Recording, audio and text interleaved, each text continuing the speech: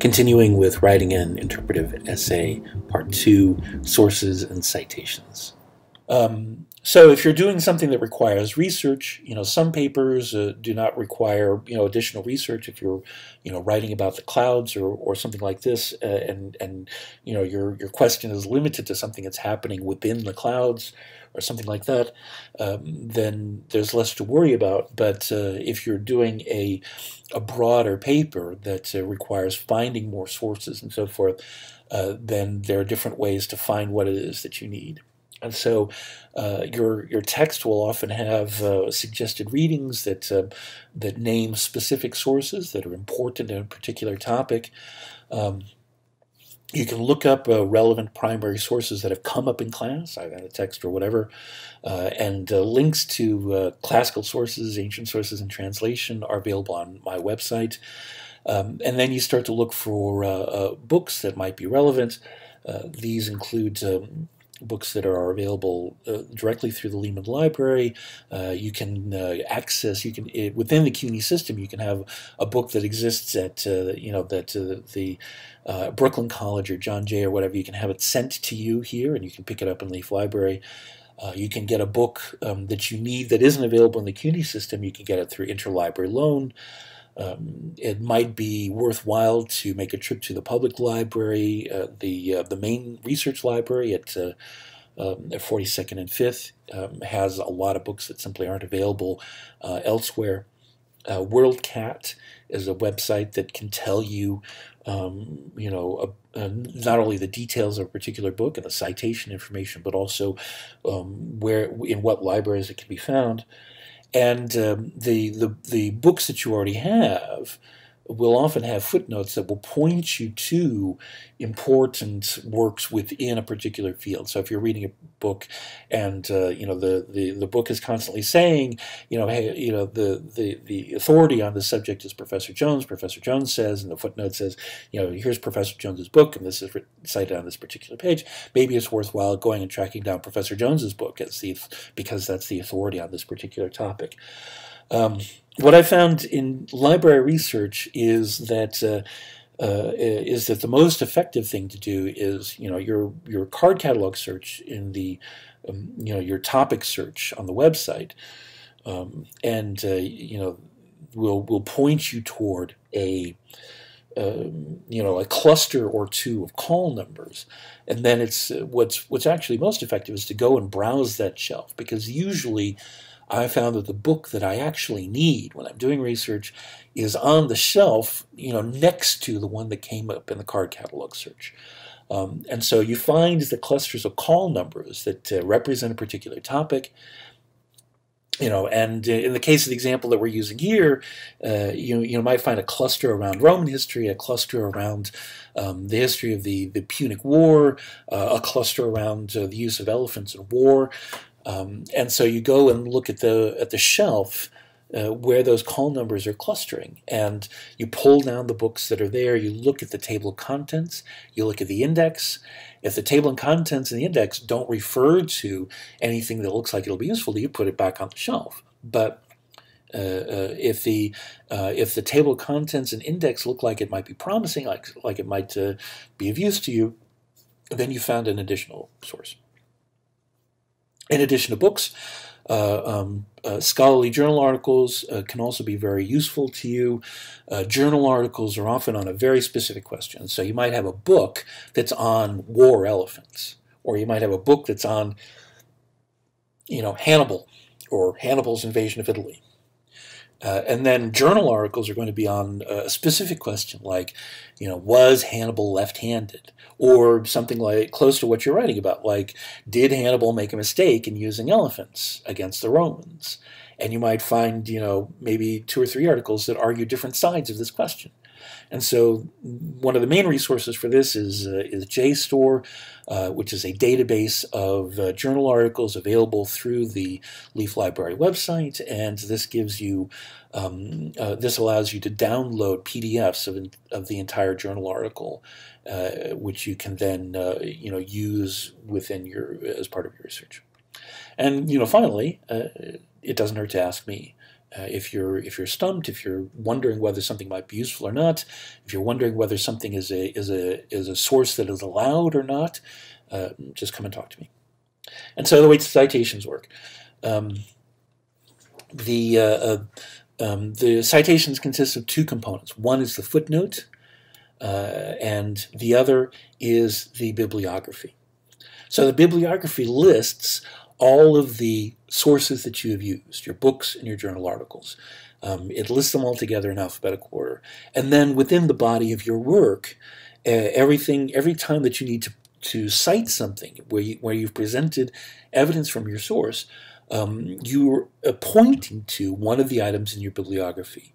And all that you really need to do is have a unique identifier. Usually it's just the author name, or you can use author name plus year. And then on top of that, what page within that book or article this piece of evidence can be found. So your footnote is pointing to an item in your bibliography plus a page number. And so here are some examples of how things are cited in your bibliography. The main thing is that your reader needs to be able to find them. And so you provide who the author is, the year, the title, and the publication information. For a book, like the third item on this list, it's author, year, title, and then the information about the publisher, the city in which it's published, and the name of the publisher. For a journal article, you provide the title of the article, and then the name of the journal, the volume number, and the page range that this article covers. And all of that information is going to be on the cover page of the article as you download it. The year part of this is important also to give an indication of how fresh your sources are. History is constantly undergoing changes in consensus. Old opinions are overturned by new generations of historians. New interpretations come along that cast the periods and individuals in a new light. And so as a result, something that a book that was written about, war elephants or whatever in 1944, for example, might be considerably outdated. And if you have, stale sources like this, that might call into question the evidence that you provided. You should be trying to find the most up-to-date information that you can. And so here's an example of footnotes functioning as a reference to an item in a bibliography plus the page number. And here's an important thing. You notice that this footnote does not refer to a quote. One of the biggest misapprehensions in terms of citations, so many students fall into this trap. They think that you only have to provide a footnote if you're directly quoting the source material. This is not the case. You have to provide a citation of any information that comes from your source, whether you're quoting it, paraphrasing it, referring to an idea. Anything that comes from your source has to be footnoted, whether it's in quotes or not. This is extremely important, and so many people mess this up and gets points taken off for citations because they did not provide the necessary citations. Another thing that is a little bit different for ancient history, ancient sources, so things like the clouds, things like Gilgamesh, things like Homer's Iliad, so forth and so on. Ancient sources are there's so many different versions and editions and translations of it that there is a common reference system for ancient sources, for classical sources, and so ancient this way, if you refer to here, for example, Homer's Iliad, Book 16, and you go to section 431, this will this is something that everybody can find in their edition, no matter how different it is from everyone else's. It isn't dependent on a page number in a particular version.